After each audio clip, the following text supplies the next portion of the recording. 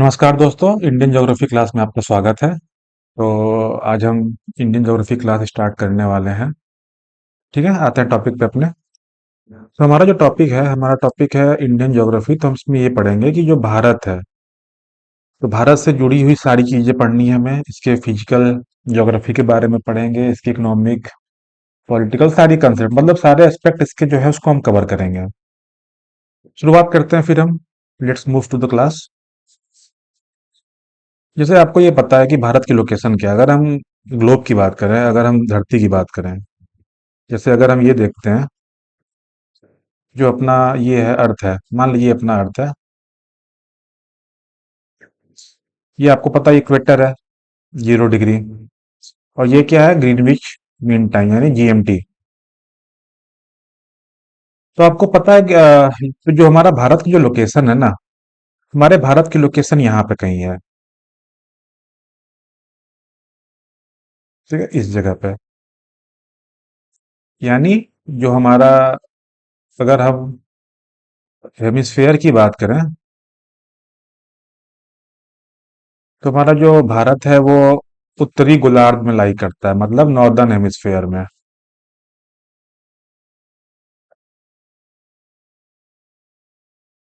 अगर ऐसे देखा जाए, अगर हम लॉन्गिट्यूडनल एक्सटेंट की बात करें, तो ये किस में लाई करता है, ईस्टर्न यानी ईस्ट में लाई करता है। ठीक है,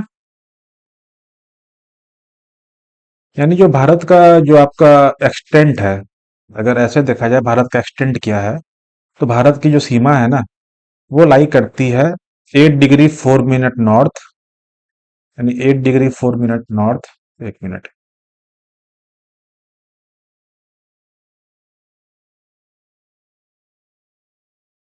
8 डिग्री 4 मिनट नॉर्थ, यानी इस पॉइंट से लेके ये पॉइंट। ठीक है, यानी 37 डिग्री 6 मिनट नॉर्थ। ये नॉर्थ क्या बता रहा है, ये नॉर्थ ये बता रहा है कि हम इक्वेटर के ऊपर हैं, मतलब नॉर्दर्न हेमिस्फेयर में है। ठीक। और अगर ये ईस्टर्न हेमिस्फेयर की बाउंड्री की बात की जाए, तो हमारी जो बाउंड्री है वो 68 डिग्री 7 मिनट ईस्ट से लेके 97 डिग्री 25 मिनट ईस्ट। ठीक है, यानी ये यहाँ ये वाला से लेके ये वाला जो एरिया है आपका। अब इसमें आप देख रहे होंगे कि इसमें दो चीजें और दी हुई हैं, एक ये दिया हुआ है और एक ये अलग से दिया हुआ है। तो जैसे हम सीमा की अगर बात करें, यानी जो बाउंड्री की बात करें, तो हम मेन लैंड की बात करते हैं, यानी मुख्य भूमि की बात करते हैं। तो अगर मुख्य भूमि का जब हमें देखना होगा ना, तो हम ये देखेंगे यहाँ से लेके, यानी जो केरला वाला पार्ट, तमिलनाडु वाला पार्ट है, ये साउथ वाला, यहाँ से लेके ये जम्मू कश्मीर के टिप वाला। इसकी बाउंड्री क्या है, 8 डिग्री 4 मिनट नॉर्थ से लेके 37 डिग्री 6 मिनट नॉर्थ। ठीक। लेकिन आपका जो इंडिया है वो सिर्फ मेन लैंड से नहीं बना है, इसके साथ इसके आइलैंड भी हैं। आइलैंड में कौन सा हमारे पास, यहाँ पे अंडमान निकोबार आइलैंड है। ये पूरा अंडमान निकोबार है। यहाँ पे कहीं लक्षद्वीप है। सॉरी, ये नहीं है, इसके नीचे है।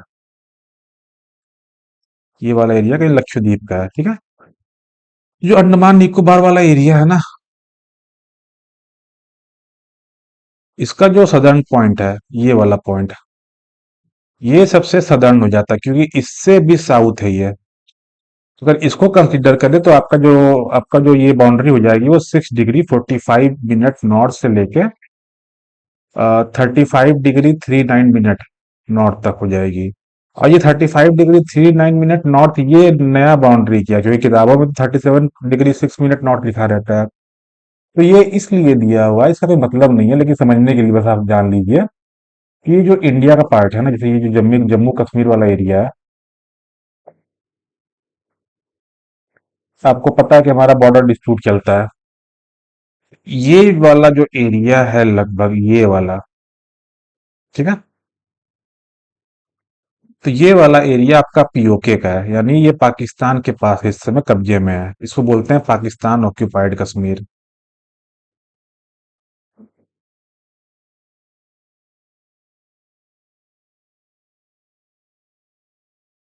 और ये वाला एरिया जो है वो चाइना के अधीन है इस समय। ठीक है, चाइना के अंतर्गत है। तो मतलब इसीलिए अगर हम प्रैक्टिकल बाउंड्री देखें, तो प्रैक्टिकल बाउंड्री यानी प्रैक्टिकल सीमा हमारी कहाँ तक है, यहाँ तक है। ये हमारा टॉप पॉइंट है। तो इसी को ये मेंशन किया हुआ है 35 डिग्री से 39, अगर हम इसको देखे होते, अगर ऐसे देखे तो ये आपका 37 डिग्री, 37 डिग्री 6 मिनट नॉर्थ। लेकिन अगर प्रैक्टिकल इस समय देखा जाए तो इस समय सूरत हाल ये है कि ये 35 डिग्री 39 मिनट नॉर्थ, ये बाउंड्री कहलाएगी नदन। ठीक है, लेकिन किताबों में जैसा दिया है हमें लिखना ये नहीं है, क्योंकि ये तो अभी की स्थिति है। लेकिन जो हमारा भारत है उसकी जो एक्चुअल लोकेशन है वो ये है। ठीक है, तो ये हमारी सबसे नदन सीमा है। ठीक है, तब कुछ हम लोग बात कर लेते हैं बेसिक जो फैक्चुअल डेटा है उसके बारे में भारत के। जैसे हम थोड़ा ये देख लेते हैं कि जैसे कि हमारे बॉर्डरिंग या नेबरिंग कंट्रीज कौन कौन सी हैं, किस कंट्रीज के साथ हमारी कितनी सीमा लगती है। ज्यादा बात नहीं करेंगे, बस फैक्चुअल डेटा है उसको देख लीजिए आप। तो पहली चीज तो ये नोट कर लीजिए कि हमारे जो लग 7 देश ऐसे हैं जिसके साथ हमारी सीमा लगती है। 1 मिनट।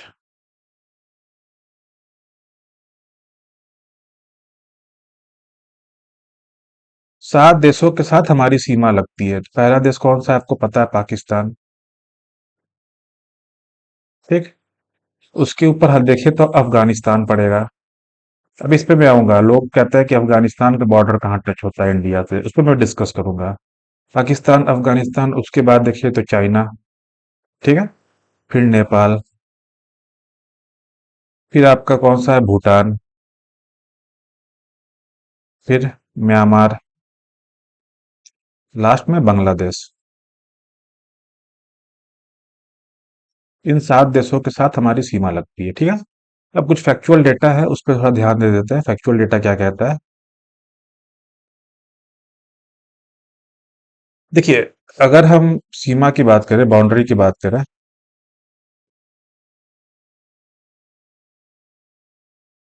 तो जो मेन 4 कंट्रीज हैं जिनके साथ हमारा बॉर्डर है, बाकी बॉर्डर तो सबके साथ है, इन सातों के साथ है लेकिन बहुत कम है। जो मेन 4 देश है जिनके साथ हमारा बॉर्डर लगता है, यानी टॉप 4 कंट्रीज, वो हैं, ऐसे याद करिएगा, 55, बांग्लादेश,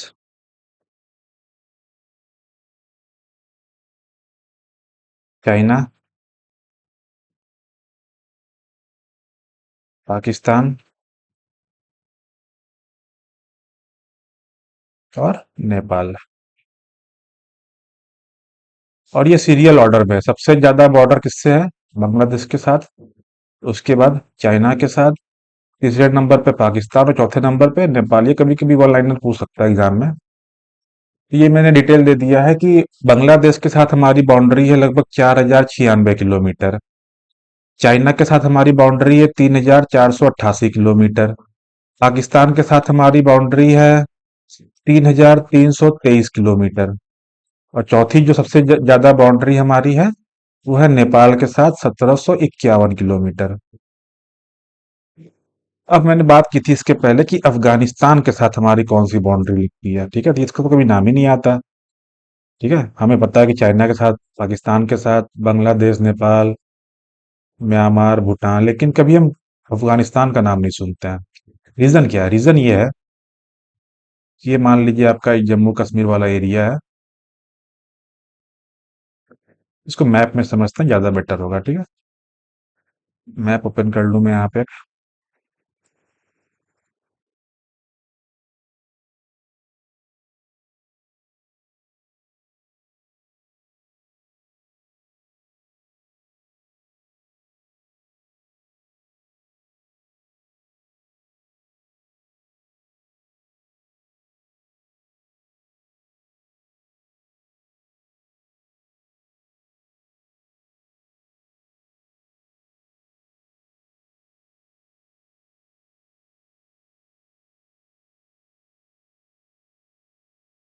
अगर इस मैप को देखें हम, तो आपको ये दिख रहा होगा कि ये जो अफगानिस्तान वाला एरिया है, ये देखिए इसकी जो बाउंड्री है ना, ये यानी यहाँ पे हमारा थोड़ा सा बाउंड्री यहाँ टच हो रहा है।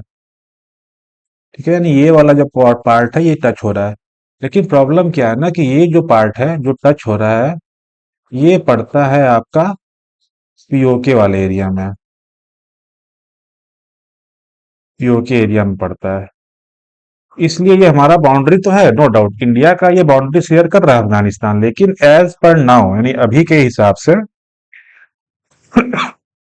इस बाउंड्री का इस बाउंड्री का बहुत ज्यादा यूज नहीं है इंडिया के लिए, क्योंकि ये पीओके वाले पार्ट में पड़ता है। इसीलिए हम इसका जनरली नाम नहीं सुनते, इसका जनरली हम यूज नहीं करते इस बाउंड्री का, या ये बाउंड्री हमारे लिए उतनी यूजफुल नहीं है फिलहाल के तौर पे। ठीक है। तो अगर हम बात करें, तो जैसे कि अगर फिर ये देखते हैं, नेक्स्ट कंसेप्ट पे आते हैं, नेक्स्ट डेटा पे। तो अगर ये देखें कि लैंड फ्रंटियर स्टेट यानी ऐसे देश जो अपनी सीमा बना रहे हैं, मतलब जमीनी रास्ते से यानी लैंड के माध्यम से वो सीमा बना रहे हैं, इंटरनेशनल बॉर्डर बना रहे हैं। तो वो कौन कौन से देश हैं? वो हैं आपके, देखिए नाम जान लीजिए, बस नोट डाउन कर लीजिएगा। गुजरात है आपका, राजस्थान, पंजाब, जम्मू कश्मीर, हिमाचल प्रदेश, उत्तराखंड, उत्तर प्रदेश, बिहार, वेस्ट बंगाल, सिक्किम, अरुणाचल प्रदेश, असम, नागालैंड, मणिपुर, मिजोरम, त्रिपुरा और मेघालय। ठीक। फिर ये डेटा दिया हुआ है कि कौन कौन से कंट्री के साथ कौन कौन से जो अपने स्टेट है वो बॉर्डर बना रहे हैं। इसे पॉज करके एक बार वीडियो देख लीजिएगा। ठीक है। अब एक फैक्ट इसमें दिया हुआ है कि चार ऐसे स्टेट्स हैं, ठीक है, इंडिया में चार स्टेट्स ऐसे हैं जिनकी जो बाउंड्री है वो तीन देशों से होती है, तीन देशों से लगती है। वो चार स्टेट कौन कौन से हैं? पहला है जम्मू कश्मीर, ठीक। दूसरा है आपका सिक्किम। तीसरा है वेस्ट बंगाल। और चौथा है आपका अरुणाचल प्रदेश। अब जम्मू कश्मीर की सीमा किससे किससे लगती है? पाकिस्तान, अफगानिस्तान और चाइना। सिक्किम की सीमा किससे किससे लगती है? सिक्किम की सीमा आपकी लगती है नेपाल से, चाइना से और भूटान से। वेस्ट बंगाल की सीमा बांग्लादेश,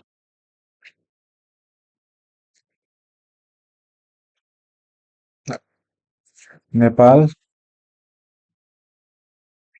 और आपका नेपाल, बांग्लादेश और भूटान।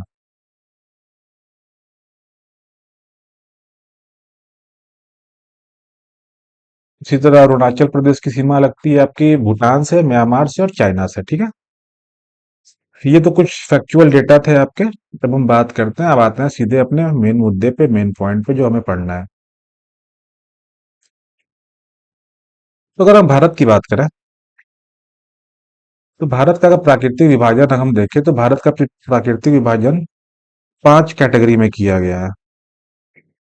वो पांच कैटेगरी कौन कौन से हैं? पहली कैटेगरी है ग्रेट हिमालय यानी महान हिमालय, ठीक है।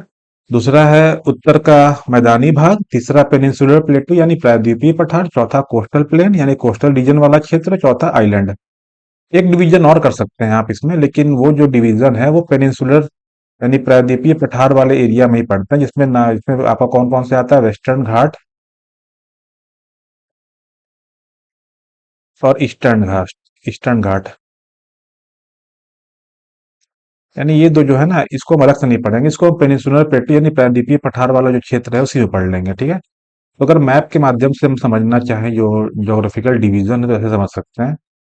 ये जो एरिया है आपका, यानी ये जो क्षेत्र है पूरा,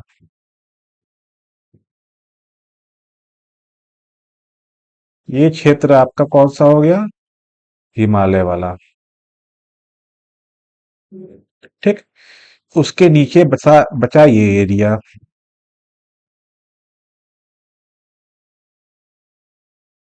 ये एरिया आपका हो गया उत्तर का मैदानी भाग। फिर उसके नीचे बचा ये एरिया, ये आपका हो गया प्रायद्वीपीय पठार।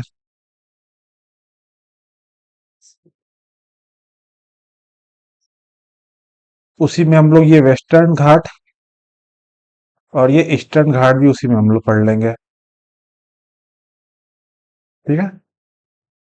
अब चौथा आपका बचता है कोस्टल प्लेन, यानी ये जो क्षेत्र है किनारे किनारे, ये जो है ना, ये तटीय मैदान है। इसको हम लोग बोलते हैं तटीय मैदान यानी कोस्टल प्लेन। लास्ट में आपका क्या बचा? लास्ट में यहाँ पे आपका आइलैंड बचे यानी द्वीप बचे, तो दो द्वीप समूह हमारे भारत में पड़ते हैं, एक लक्षद्वीप और एक अंडमान एंड निकोबार आइलैंड। यानी ये पांच कैटेगरी है जिसको हमें पढ़ना है। तो हम शुरुआत करेंगे पहला आपके हिमालय से। ठीक है। तो आते हैं सीधे हिमालय पर। अच्छा, जैसे कि हिमालय को अगर हम पढ़े तो आपको तो पता ही है, जैसे कि हिमालय जो है, अगर हम भारत की बात करें, जैसे अगर हम भारत का नक्शा बना लें ऐसे।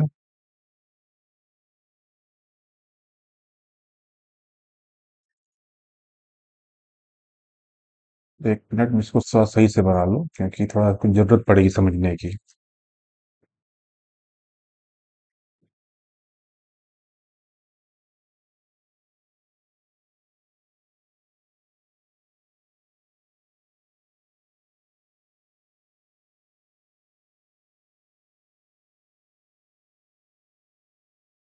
ठीक है। तो जो आपका हिमालय है ना, हिमालय आपको पता है भारत के उत्तर में पड़ता है। यानी जो उत्तर वाला क्षेत्र है भारत का, यानी ऐसे समझ लीजिए कि ये जो एरिया है, यानी ये जो एरिया है आपका पूरा,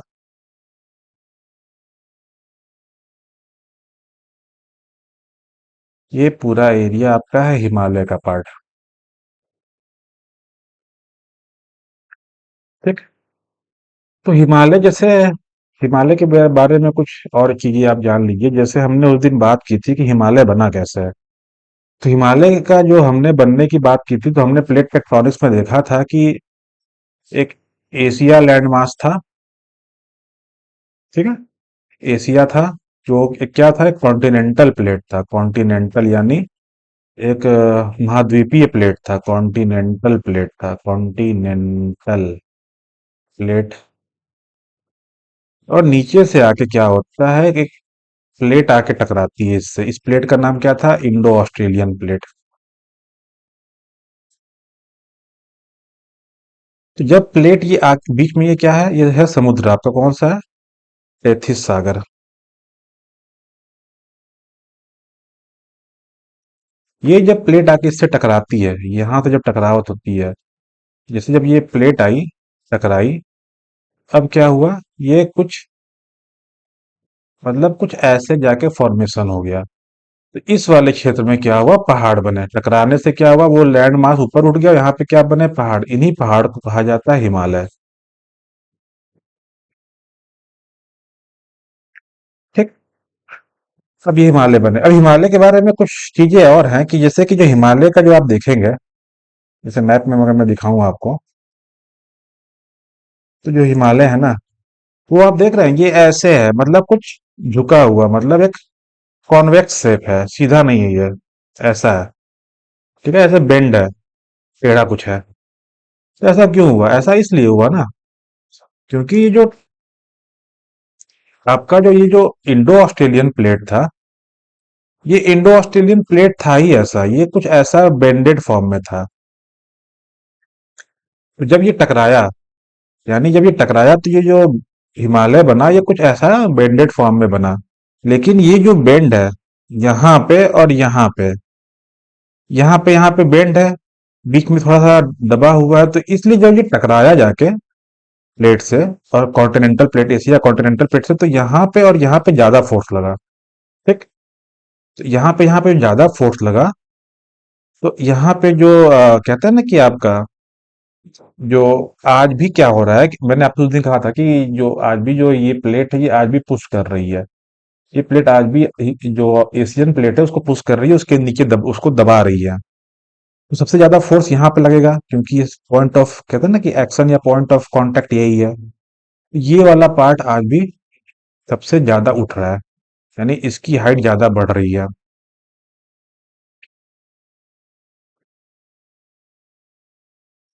ऑन एन एवरेज अगर देखा जाए, ऑन एन एवरेज, यानी औसत रूप में देखा जाए तो हिमालय की हाइट 1 सेंटीमीटर पर ईयर बढ़ रही है, लेकिन इन दोनों पॉइंट्स पे 4 से 5 सेंटीमीटर पर ईयर जो वो है लंबाई, वो ऊंचाई ऊंचाई जो है वो बढ़ रही है।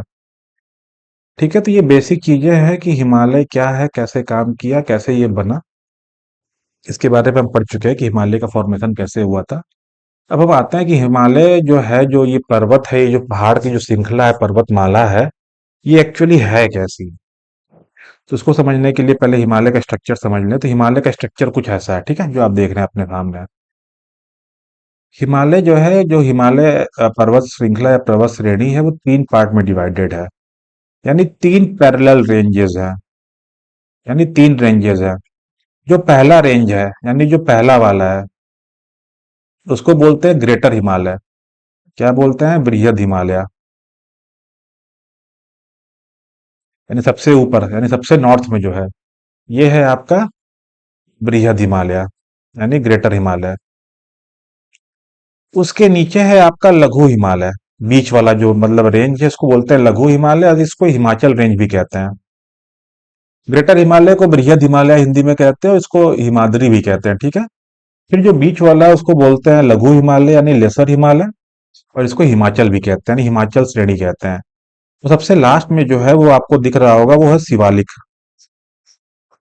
तो आप देख रहे होंगे कि मैंने यहाँ पे इसको जो बनाया है, तो ये चौड़ा सा भी है, ये लगातार बनाया है मैंने। ये भी थोड़ा पतला है, लेकिन ये भी लगातार है। लेकिन जो शिवालिक है, मैंने उसको ऐसे बनाया है। यहाँ तक बनाया, फिर छोड़ दिया, फिर यहाँ तक बनाया, फिर छोड़ दिया, फिर यहाँ तक बनाया, फिर छोड़ दिया, बीच में मैंने गैप छोड़ रखा है। इसका रीजन ये है ना, जो शिवालिक रेंज है ना, वो कंटिन्यूअस नहीं है। मतलब ये कंटिन्यूअस नहीं है। और जैसे कि आप कोई दो चीज को दबाइए, तो ये चीज, बीच वाली चीज तो ऊपर उठ चुकी है अपने मैक्सिमम हाइट तक, थोड़ी बहुत उठ रही है। लेकिन जो साइड साइड, जो किनारे किनारे चीजें हैं, जब वो दब रही हैं, तो वो इस समय और ज्यादा उठ रही हैं। यानी जो शिवालिक रेंज है ना, वो सबसे बाद में उठा। ये सबसे पहले उठा। ये वाला जो रेंज है सबसे पहले उठा, यानी जो ये क्या बोलते हैं, ग्रेटर हिमालय, यानी जो बृहद हिमालय है, ये वाला जो रेंज था वो सबसे पहले ऊपर उठा। उसके बाद और फोर्स लगा तो ये वाला रेंज ऊपर उठा। और जो शिवालिक ये सबसे नया है, तो ये अभी भी ऊपर उठ रहा है, और ये इसीलिए पूरे तरह से भी ऊपर उठा नहीं है, इसलिए डिसेक्टेड फॉर्म में है। कहीं ना कहीं इसमें गैप है बहुत सारे, ठीक है। तो थोड़ा इसके आगे वाले कॉन्सेप्ट पे चलते हैं हम। इसके आगे कॉन्सेप्ट ये कहता है, तो थोड़ा हम डिटेल देख लेते हैं कि तीनों जो हिमालय जो श्रेणियां हैं, उसकी खासियत क्या है। बस ऊपर ऊपर देखते हैं, ज्यादा डीप में नहीं जाएंगे। पहला जो है बृहद हिमालय।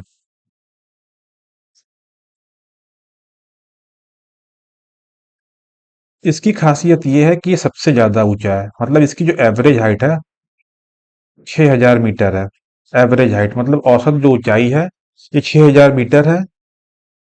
सारी जो चोटियां हैं ना, ये इसी में पाई जाती हैं। जितनी भी आप चोटियां नाम सुनेंगे, आप बहुत सारी चोटियों के नाम सुनेंगे जो बहुत बड़ी बड़ी चोटियां हैं।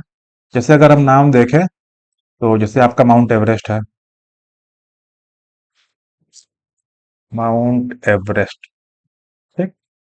कंचनजंगा, कंचनजंगा है आपका। नंदा देवी है, ठीक। और भी बहुत सारे आपके जो रेंज है, सारे जो मैक्सिमम हाइट वाले रेंज है ना, उसी इसी में पाए जाते हैं।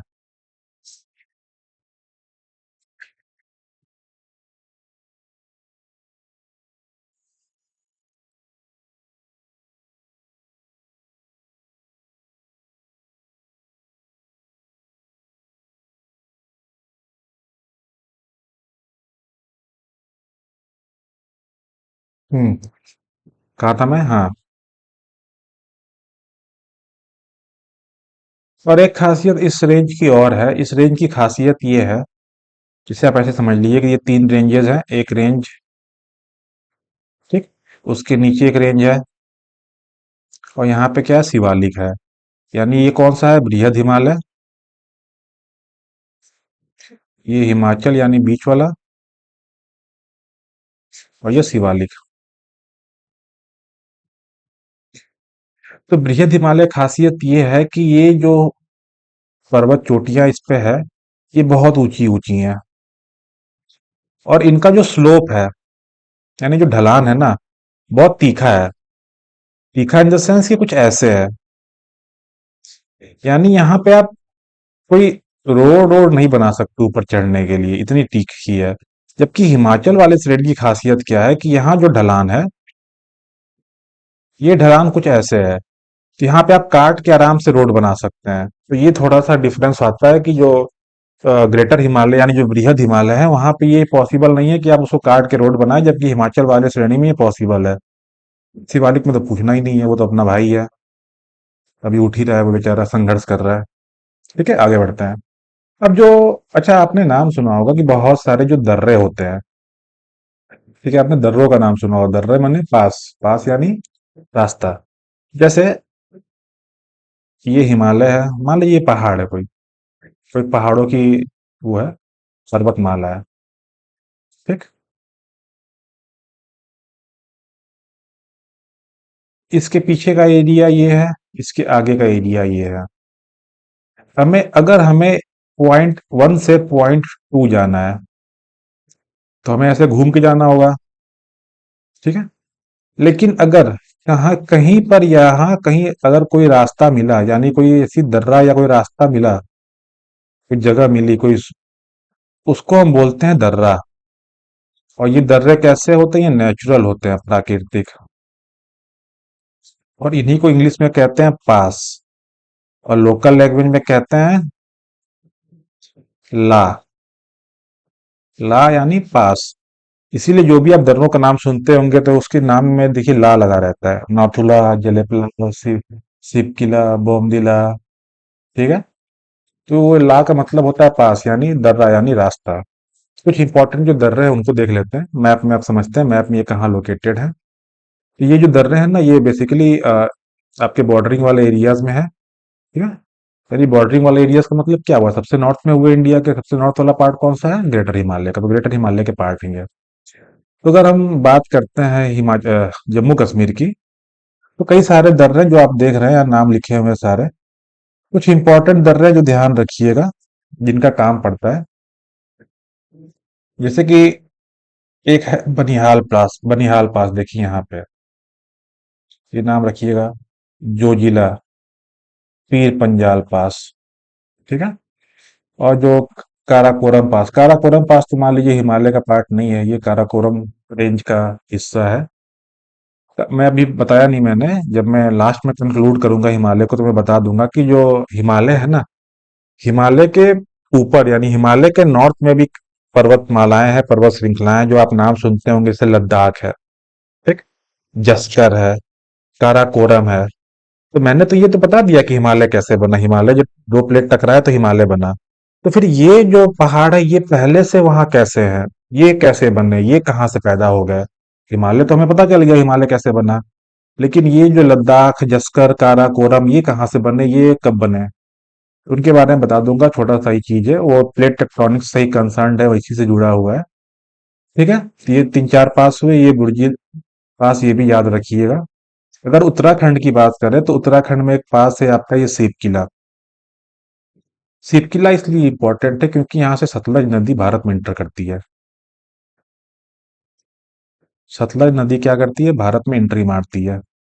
ठीक, फिर आपका ये रोहतंग पास है, बारालाचाला पास है। रोहतंग पास इसलिए इंपॉर्टेंट है कि क्योंकि ये जो रोहतंग पास है ना, ये लाहुल और स्पीति दो जगह है हिमाचल में, लाहुल और स्पीति, उनको कनेक्टिविटी प्रोवाइड करता है, उनको जोड़ता है। और जो रोहतंग पास है, वो लेह और मनाली को जोड़ता है। लेह और मनाली, ठीक है, हिमाचल की बात है। सॉरी, रोहतंग पास मैंने क्या कहा था? लाहौल स्पीति और बारालाचाला, लेह और मनाली। सिर्फ किला बता ही दिया मैंने। और आगे बढ़ते हैं उत्तराखंड में, और देखते हैं कौन कौन से पास हैं। ये हिमाचल के पास हो गया। सिर्फ किला कहाँ पड़ता है? हिमाचल में पड़ता है। हिमाचल में इससे सतलज नदी इंटर करती है। अगर हम बात करें उत्तराखंड की, तो उत्तराखंड में सबसे इंपॉर्टेंट पास जो है, वो है लिपू लेक पास। ये लिपू लेक पास इसलिए इंपॉर्टेंट है क्योंकि ये देखिए, ये यहाँ पे है, ये लिपू लेक पास है। ये है आपका नेपाल। ये है आपका चाइना, यानी ये नेपाल वाला हिस्सा है, ये चाइना वाला हिस्सा, ये क्या है, भारत। यानी जो लिपुलेख पास है ना, वो ट्राई जंक्शन है, ट्राई जंक्शन पे स्थित है। ट्राई जंक्शन पर स्थित, यानी तीन देशों का ये कहते हैं ना, एक जंक्शन है जहाँ तीन देश से जुड़े हुए हैं। नेपाल भी जुड़ा हुआ है, चाइना भी और भारत, इसलिए लिपुलेख पास जो है वो इम्पोर्टेंट है। अगर हम उधर बात करें नॉर्थ ईस्ट इंडिया में, तो नॉर्थ ईस्ट इंडिया में जो अरुणाचल प्रदेश है, उसमें कौन कौन से पास हैं, आप ये आप वीडियो पॉज करके देख लीजिएगा। बुमला है, ठीक है, दीफू है, और भी बहुत सारा है। अगर सिक्किम की बात करें, सिक्किम देखिए, सिक्किम में जेलेपला है, नाथुला है। तो ये सारे बहुत सारे दर्रे हैं जो आपके लिए इम्पोर्टेंट है, और जो कहीं ना कहीं आपके लिए क्या, हमारे सबके लिए इम्पोर्टेंट है, हमारे देश के लिए इम्पोर्टेंट है। तो इन आप इनका नोट कर लीजिएगा, इनका लोकेशन मैप पे जाके एक बार एटलस में वो जरूर देख लीजिएगा कहाँ पे लोकेटेड है, उन्हें वो आप कंफर्म कर लीजिएगा। ठीक। तो अभी फिलहाल इतना तो हमने देख लिया, और इसके बाद हम बात करेंगे नेक्स्ट अपना मिडिल हिमालय, यानी हिमाचल वाला पार्ट, उसके बाद शिवालिक वाला पार्ट। उसको हम लोग नेक्स्ट वीडियो में कवर करेंगे। तब तक के लिए थैंक यू।